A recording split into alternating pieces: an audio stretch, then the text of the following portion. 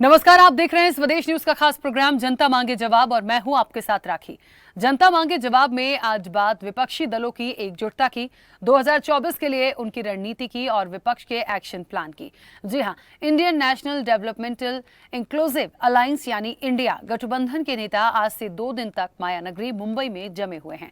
28 पार्टियों के 62 नेता महाराष्ट्र की राजधानी में बीजेपी के नेतृत्व वाले राष्ट्रीय जनतांत्रिक गठबंधन यानी एनडीए को 2024 चुनाव में जीत की हैट्रिक लगाने से कैसे रोकें, इस बात पर मंथन करेंगे। बैठक में Indian national developmental inclusive alliance गठबंधन के संयोजक का नाम तय करने के अलावा समन्वय समिति का गठन किए जाने की उम्मीद है। इसके अलावा 2 दिन तक होने वाली बैठक में अन्य कई बड़े फैसले भी लिए जा सकते हैं। अब क्या होगी इंडिया की रणनीति और 2 दिन के मंथन में क्या निकल कर आएगा, ये देखने वाली बात होगी। जनता मांगे जवाब में इसी मुद्दे पर करेंगे चर्चा। 2024 का रन एकजुटता का प्रण।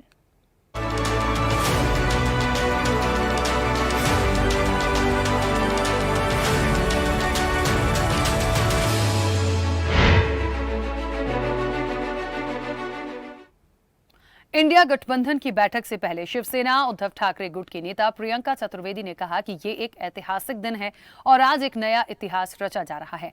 हम काम करेंगे और एक रणनीति बनाएंगे जो हमें 2024 में जीत दिलाने में मदद करेगी। वहीं इंडिया गठबंधन पर उद्धव ठाकरे गुट के नेता आदित्य ठाकरे ने कहा कि जिस तरह से बीजेपी हमें निशाना बना रही है उससे पता चलता है कि वे भारत गठबंधन और हमारी जीत से डरे हुए हैं। आदित्य ठाकरे ने कहा कि भाजपा के पास कोई विकल्प नहीं है, लेकिन हमारे पास पीएम चेहरे के लिए कई विकल्प हैं। गठबंधन की बैठक पर कांग्रेस नेता संजय निरुपम ने कहा कि भारत की राजनीति बदल रही है। विपक्षी दल अब एकजुट हो गए हैं और वे इतने शक्तिशाली हैं कि भाजपा सरकार को हटा देंगे।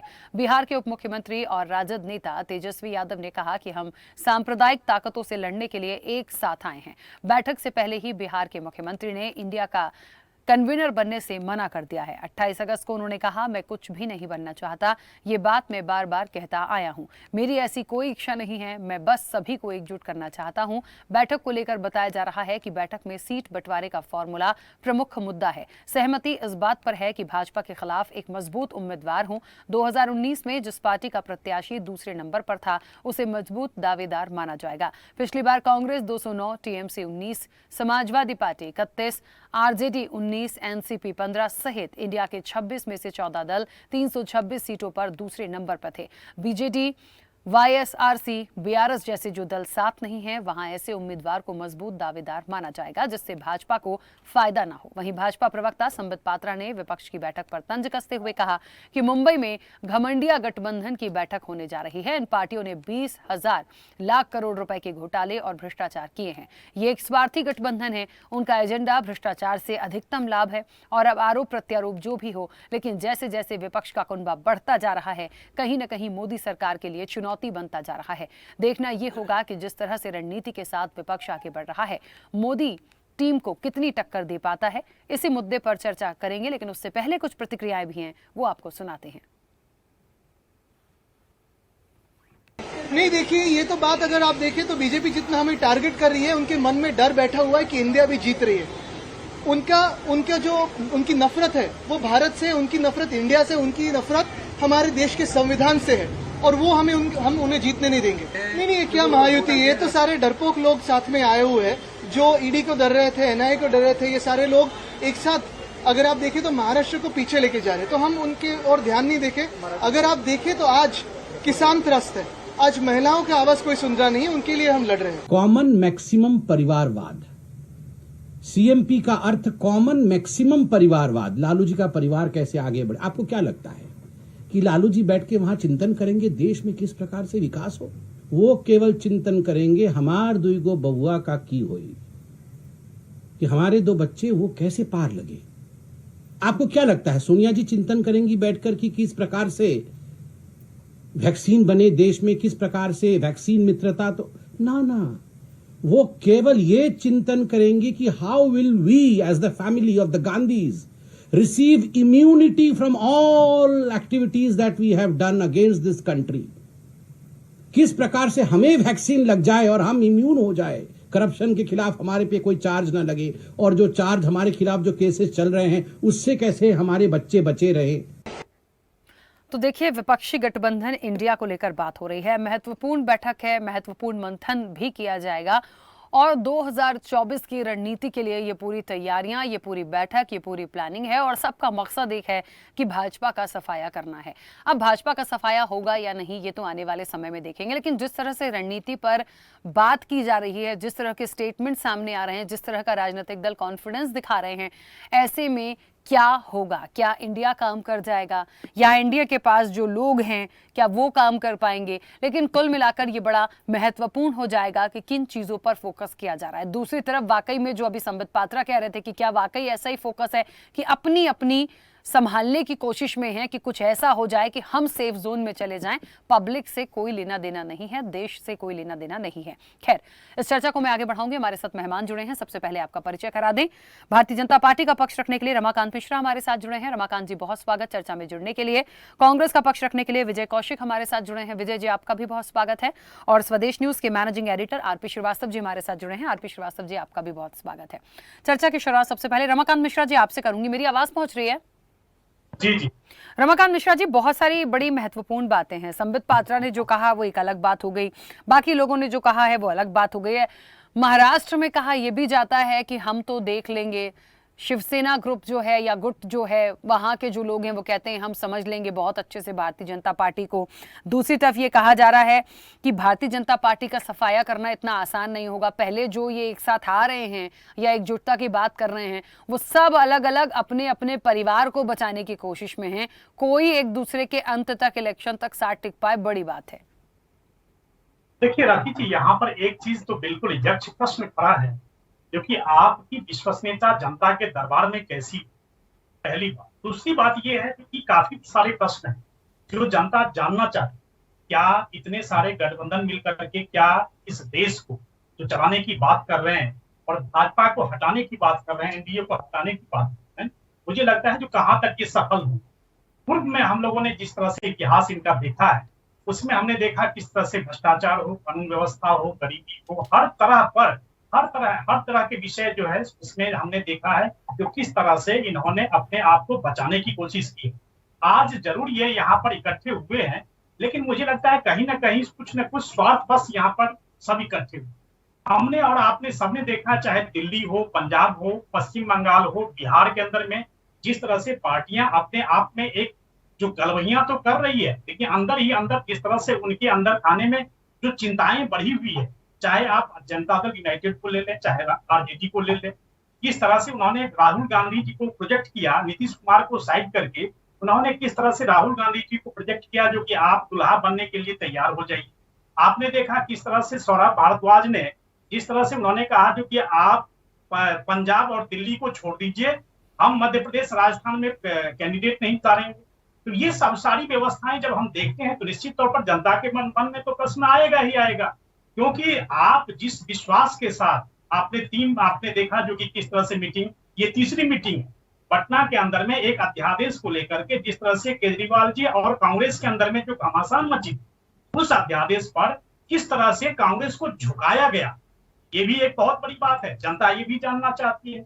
ये सारे जो प्रश्न है ये INDIA गठबंधन करने से नहीं होता, बल्कि देश को आप किस तरफ ले जा रहे हैं, केवल आप एनडीए को हराने के लिए। और जो ये जो छटपटाहट है, जो सत्ता से बाहर इतने दिनों बाद 9 साल है, 2014 के अंदर में आप बिल्कुल सत्ता से बाहर हो चुके थे, जनता ने आपको बाहर कर दिया था। ये जो छटपटाहट है निश्चित तौर पर कहीं ना कहीं जनता के मन में ये प्रश्न भी खड़ी होती है, क्योंकि आप उस छटपटाहट को कैसे आप देख रहे हैं, जनता भी कैसे देखना चाहती है। तो इन सारे विषयों को देखते हुए निश्चित तौर पर INDIA गठबंधन मुझे नहीं लगता 2024 के अंदर में सफल होगा, क्योंकि अंदर खाने बहुत कुछ चल। बिल्कुल विजय कौशिक जी, बहुत सारी बातें यहाँ पर देखिए निकल कर आएगी। महत्वपूर्ण अभी ये नहीं है कि क्या चल रहा है क्या नहीं, महत्वपूर्ण ये है कि किन चीजों पर ध्यान दिया जा रहा है, किन मुद्दों को लेकर बात की जा रही है, जो ताकत या एकजुटता दिखाने की कोशिश की जा रही है उसमें वाकई में कितनी ताकत है, और वो किन चीजों पर ऐसा मंथन होगा या किन चीजों पर ऐसा पर्टिकुलर सोचा या समझा या रणनीति बनाई जा रही है, ताकि वाकई में जो एक टारगेट है ना मोदी का सफाया, उसको पूरा कर पाए। क्योंकि ये बात बहुत दिनों से पहले से भी आ रही थी कि ऐसा ना हो कि 2024 आते आते ये जो आपसी गठबंधन है इसी में से 2-4 लोग अलग अलग अपने हाथ खींच लें। देखिए, हमारे लिए मुद्दा ये है नहीं कि भाई 2-4 दल भाग जाएं ना भागे। सबसे बड़ी बात यह है कि देश हित में जो ये सोचेगा कि उसे कांग्रेस के साथ रहना चाहिए। विपक्ष के तौर पर कांग्रेस ही एक ऐसी पार्टी है, कांग्रेस के नेता राहुल गांधी जी सहित तमाम नेता हमारे ऐसे हैं जो लगातार सड़क से लेकर संसद तक संघर्ष कर रहे हैं, और वो भी सीबीआई और ईडी से डरे हुए, क्योंकि बहुत से छोटे दल तो सरेंडर कर चुके हैं। आप अजीत पवार जी को देख लीजिए, शरद पवार जी हमारे साथ हैं, लेकिन अजीत पवार जी पार्टी को तोड़कर भाग गए। क्यों? क्योंकि ये वही भाजपा है जो ये कहती थी, उन्हें धमकी देती थी कि अजीत पवार चक्की पीसिंग, और कहते थे कि इन्होंने हजारों करोड़ के घोटाले कर रखे हैं, और सरकार द्वारा इनके खिलाफ सीबीआई और ईडी की जांच चल रही थी। ऐसे ही शिवसेना के कई सांसद और विधायक ऐसे थे जिनके खिलाफ भाजपा ने सीबीआई और ईडी की जांच चला रखी थी। अब वो सभी अलग होकर आज भाजपा के समर्थन से सरकार चला रहे हैं। तो सबसे पहली बात, भाजपा ने इस देश के अंदर ये साबित किया है कि किसी भी दल के खिलाफ जिसके खिलाफ वो भ्रष्टाचार और लूट के आरोप लगाते हैं, जब वो दल भाजपा के साथ आ जाते हैं, वो नेता भाजपा के साथ आ जाते हैं, तो उनको ईमानदारी का सर्टिफिकेट ये भारतीय जनता पार्टी दे देती है, और बाकी लोगों को गलत ठहराने का काम भाजपा करती रही। उन परिस्थितियों में हमें अभी भी ये उम्मीद है कि हो सकता है कि हमारे साथ जो कुछ दल लगे हुए हैं वो सीबीआई ईडी के डर से कहीं बीजेपी के पाले में ना भाग जाएं, ये हमारे बीच में रहकर कहीं हमें नुकसान पहुंचाने की कोशिश ना करें। लेकिन देश बचाना सर्वोपरि है, इसलिए कांग्रेस पार्टी अपनी गर्दन पर तलवार रखकर इस तरह के फैसले ले रही है कि जिससे देश को बचाया जा सके। भारतीय जनता पार्टी ने जब से हमारी ये कवायद देखी है, तब से भारतीय जनता पार्टी की सरकार डरी हुई है। जो लोग पहले महंगाई को नहीं माना करते थे, वो आज 200 रुपए सिलेंडर पर घटा रहे हैं। जो लोग ये कहते थे कि एक अकेला मोदी सब पर भारी, आज उनको भी लग गई है गठबंधन की बीमारी, और इन्होंने 38 दलों के साथ गठबंधन किया है। 2 दल और मिल जाएंगे तो अलीबाबा 40 चोर वाला गठबंधन इनका तैयार हो जाएगा। तो मोदी जी डरे हुए हैं, भारतीय जनता पार्टी डरी हुई है, क्योंकि बेरोजगारी के मुद्दे पर देश के हाल खराब हैं, विदेशी कर्ज के मुद्दे पर देश के हाल खराब हैं, विदेशी व्यापार घाटा लगातार बढ़ता जा रहा है। ये सरकार घोटालों की सरकार है। 100 स्मार्ट सिटी बनाने की कही थी, एक स्मार्ट सिटी नहीं बनाई। काला धन वापस लेकर आने की बात थी, उल्टा विदेशों में काला धन बढ़ गया। सही मायने में तो ये पूंजीपतियों की सरकार है। ऑन रिकॉर्ड सरकार के आंकड़े भी चीख कर कह रहे हैं कि देश की 90% जनता का पैसा मात्र 1% लोगों की जेबों में इकट्ठे होता जा रहा है। चलिए, तो जो दल चाहते हैं कि देश बचना चाहिए वो हमारे साथ रहेंगे, नहीं भाग जाएंगे। ठीक है, ये तो खैर अब आने वाले समय की बात है कि कौन किस मंशा से इस इंडिया गठबंधन में है, क्या चाह रहा है, क्या बैठकों से निकल कर आएगा, ये तो खैर आने वाली तस्वीरें मुझे लगता है सब कुछ साफ कर देंगे। थोड़ा सा वेट एंड वॉच वाली स्थिति है। आरपी श्रीवास्तव जी, बहुत सारी बातें हैं, सबकी अलग अलग प्रतिक्रियाएं हैं। जो इस दल से जुड़े हुए लोग हैं उनकी भी अपनी अलग अलग प्रतिक्रिया है, क्योंकि अभी तो लगता था कि एक प्रण कर लिया या एकता दिखाई दी, लेकिन यहाँ भी अभी स्टेटमेंट्स ऐसे ही आ रहे हैं कि जो देश के लिए सोचेगा वो रहेगा, जो नहीं होगा वो चला जाएगा। तो ये कैसे एक चुनौती दे पाएंगे भारतीय जनता पार्टी को? देखिए, एक जो सबसे बड़ी बात है कि आप देश में देखिए 2 अलायंस हैं, एनडीए और इंडिया। अब सवाल ये अलायंस तो दोनों तरफ, एक में 38 दल हैं, दूसरे में 28 दल हैं। तो कहीं ना कहीं जब भी लोकसभा चुनाव होता है तो पहले भी यूपीए थी, एनडीए था, और दल जो है अपनी सुविधा के अनुरूप जो है एक दूसरे से मिलते थे। यही भारतीय जनता पार्टी है, 2014 में सारे दलों को मिला करके चुनाव लड़ी और सफलता हासिल करी। सवाल इसका है कि आज की डेट में एक दूसरे पर यह कह देना कि वो लोग जो अलायंस गड़बड़ है, तो भाई आप भी अलायंस करो, वो भी अलायंस कर रहे हैं, तो ये तो कहना ठीक नहीं है।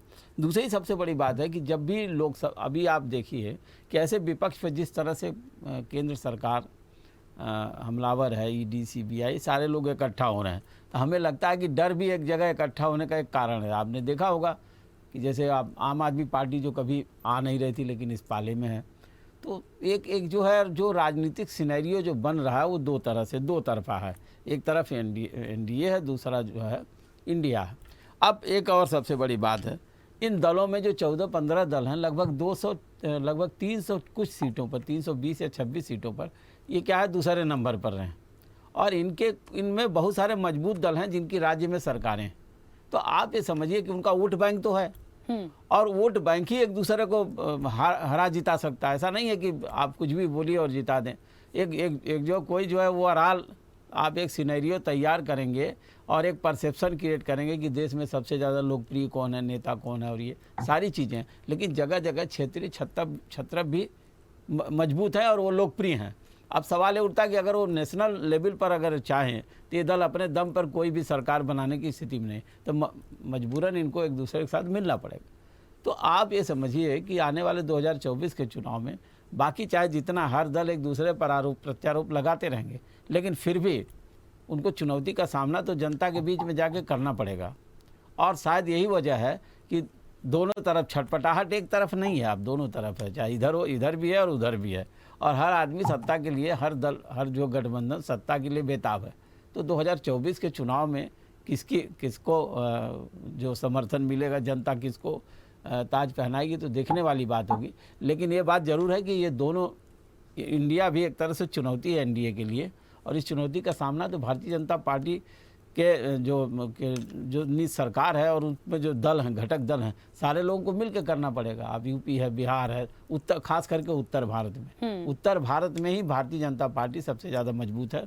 कई राज्यों में जो विपक्ष का सफाया कर चुकी है। तो इनमें अगर ये सारे दल इकट्ठा होते तो कहीं न कहीं परेशानी खड़ी करने की स्थिति में आ सकते हैं।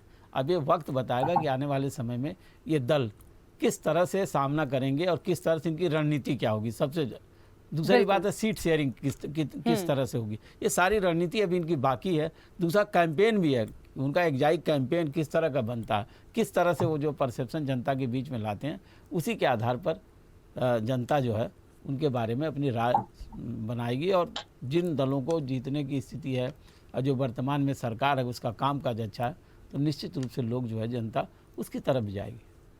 बिल्कुल। रमाकांत मिश्रा जी, अभी 2 से 3 दिन की बात होगी, लालू प्रसाद यादव कह रहे थे, बड़े कॉन्फिडेंस में थे और उनके साथ तेजस्वी भी थे, और ये बात सामने निकल कर आई थी कि हम तमाम लोग, ये जो मीटिंग इनकी हो रही है, इस मीटिंग में हम जा रहे हैं।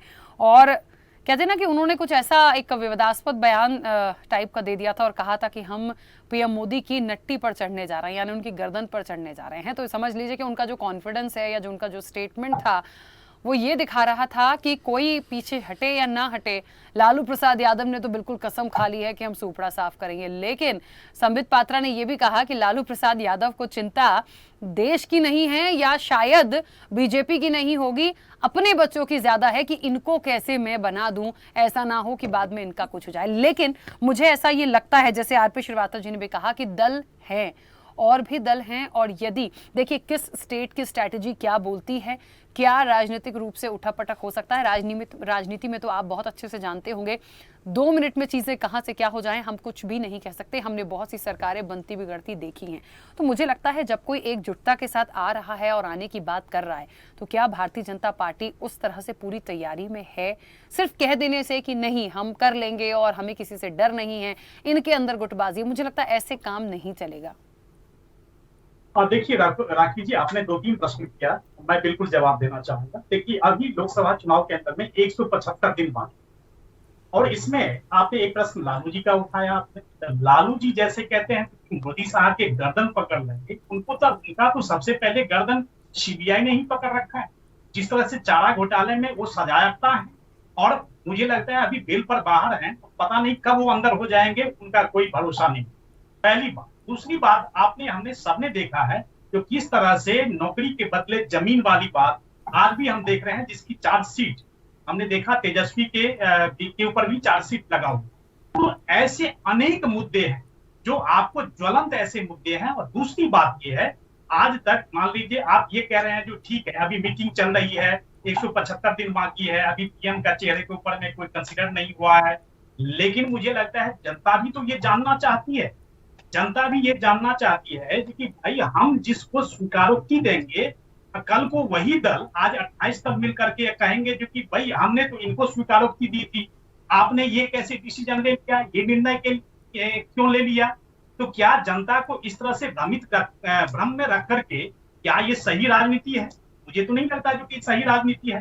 दूसरी बात ये है, जो नीतीश कुमार पहले शुरू से ही इस गठबंधन को लेकर के जिस तरह से बड़े ही संवेदनशील तरीके से सबको इकट्ठा करने की कोशिश कर रहे थे, लालू प्रसाद जी एक झटके के अंदर में उनको साइड कर दिया और लास्ट में अंततः उन्होंने, हमने सबने देखा क्योंकि किस तरह से उन्होंने कहा हम संयोजक भी नहीं बनना चाहते।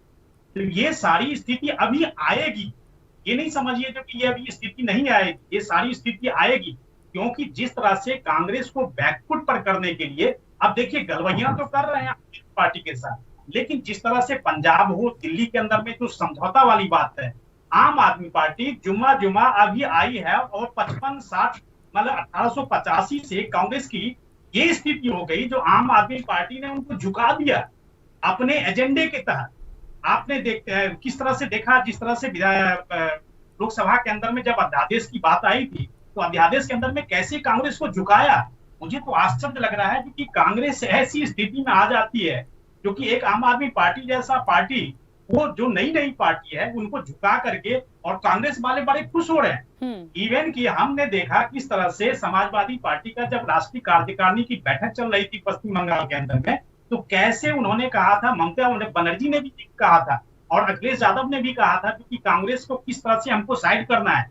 दूसरी बात यहाँ पर राखी जी और एक ऐड करना चाहूंगा, 2019 के चुनाव में 5 ऐसे स्टेट थे जिसमें 198 सीटों पर कांग्रेस का कहीं कोई मुकाबला नहीं था भाजपा के साथ, एनडीए के साथ।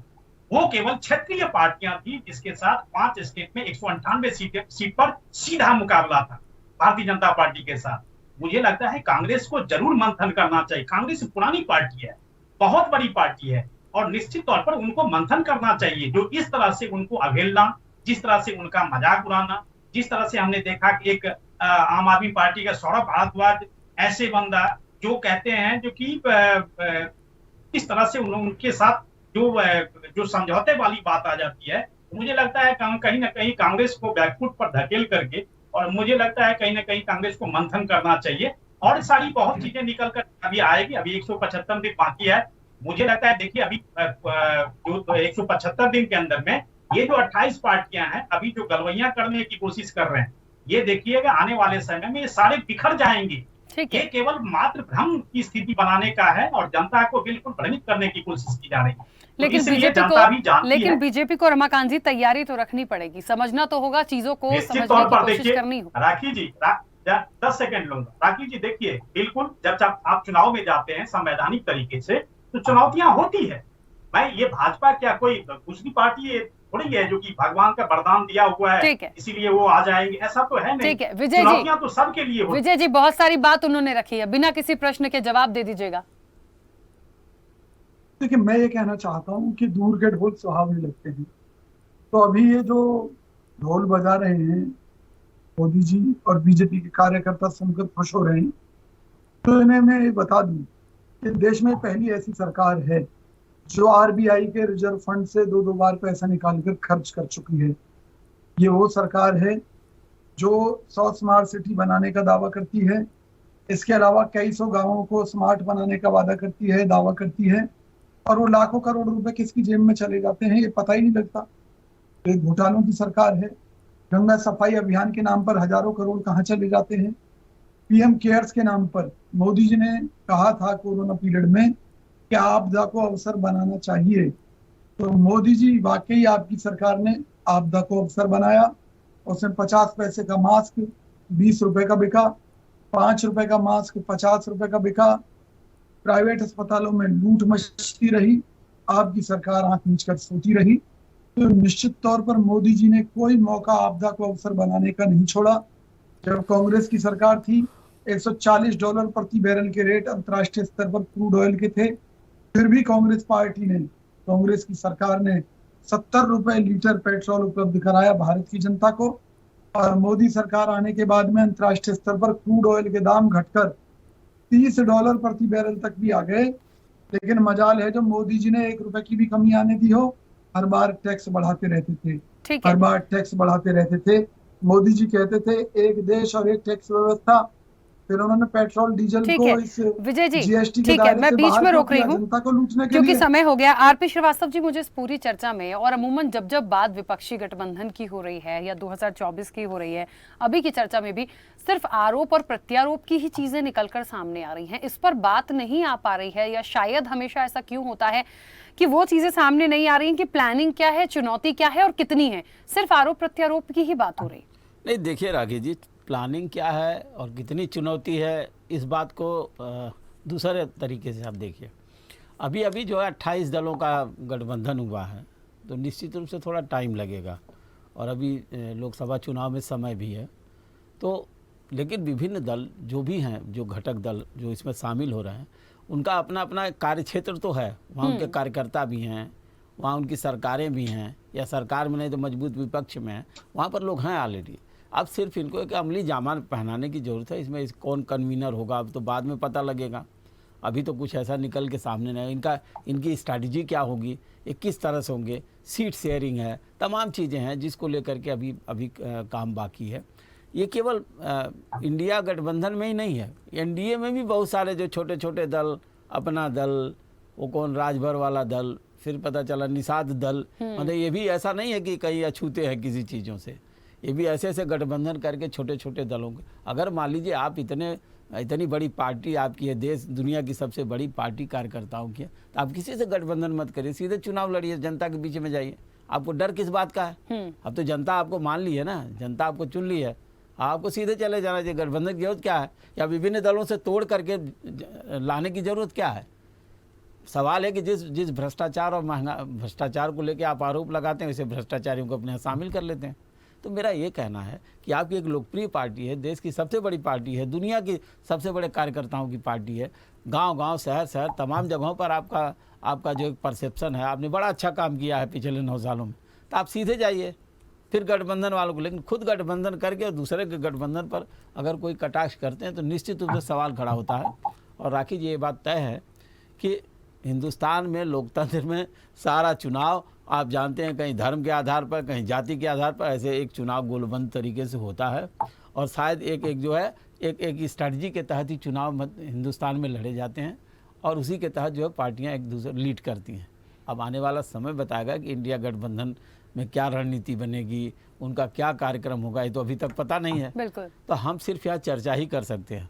बिल्कुल सही बात है। हाँ, लेकिन इसको लेकर के जो है विपक्ष, सत्ता पक्ष अगर इतना ज़्यादा क्यूरियस है, जरूर परेशानी कहीं न कहीं तो आती है समझ में। बिल्कुल, देखिए ये बात तो बिल्कुल सही बात है कि आने वाले समय में क्या होगा ये हम नहीं कह सकते, लेकिन जिस तरह से रणनीति, बैठकें और तैयारियां हो रही हैं वो बहुत कुछ बयां कर रही हैं। खैर ठीक है, समय की भी सीमा है, समय हो भी गया है। आप सभी मेहमानों का बहुत शुक्रिया इस चर्चा में जुड़ने के लिए।